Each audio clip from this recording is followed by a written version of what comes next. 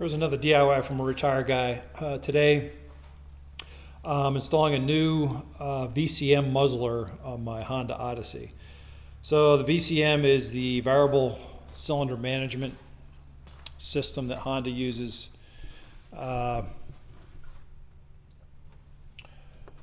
It shuts off cylinders to save fuel, and a lot of controversy over this. Honda used this system. GM uses this system, and it's been problematic. I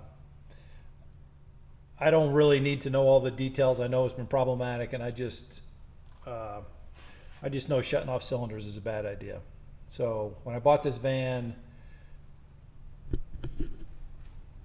5-6 years ago, I think it had 46,000 miles on it. I immediately put a VCM muzzler on it because I had a 2005 Odyssey minivan that did not have the VCM from the factory.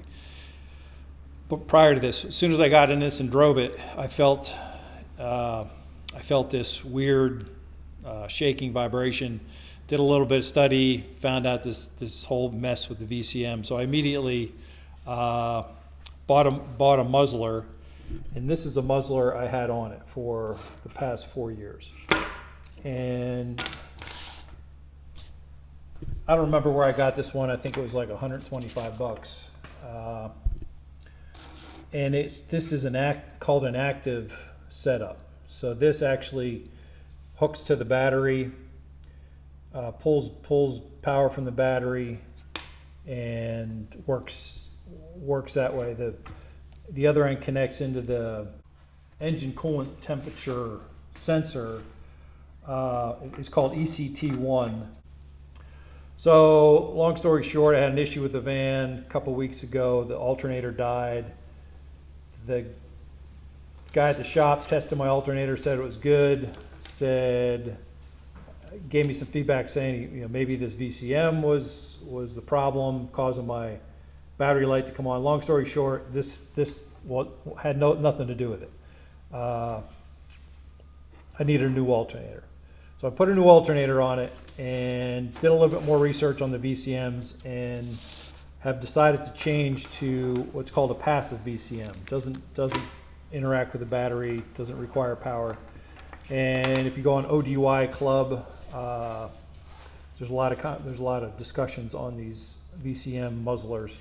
I chose to go with the one that's discussed a lot on the OD Club. This is the fellow's logo, and this gentleman is in Canada. He goes by Verbatim, and I contacted him through the OD Club site and bought one directly from him, which excellent service. Verbatim, and I'm about to install his. It just plugs directly into the ECT1 port and back into the connector from the van that originally went to that port, and disables the VCM. And it comes with multiple resistors. That's this extra bag that it came with are resistors, and it comes with the blue resistor in place. And he's got very good installation instructions that come with it. And it's got basically a troubleshooting guide, symptoms you'll see if the resistor is too high or too low. So this resistor that comes in at the blue one is 82 ohm. So it's the second lowest, and then it goes up to 100, 120, 150 for the different colors. So the recommendation in this installation manual is that you keep these in your glove box. If you see any of these symptoms in his troubleshooting guide, then he tells you go higher or go lower with the resistor. So I'm about to plug this thing in. So on the instructions, step 1 is to ensure the vehicle's been shut off for at least 6 hours.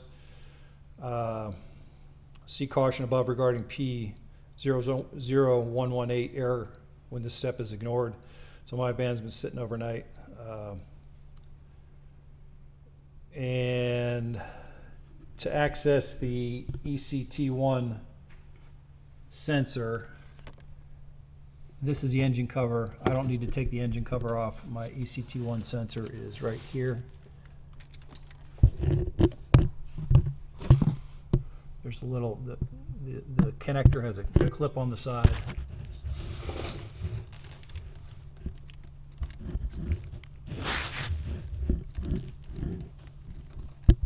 Just push that in, it pops right up. So this is what I'm going to connect into. Plug the female connector of the vehicle OEM harness into the male connector of the VCM muzzler 2 harness. So it's pretty hard to mess this up.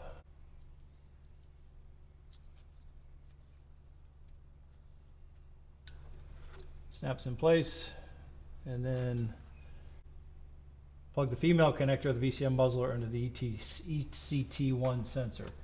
So then this goes back into the ECT1 sensor. So the clip is on this side. So you put the clip on that side,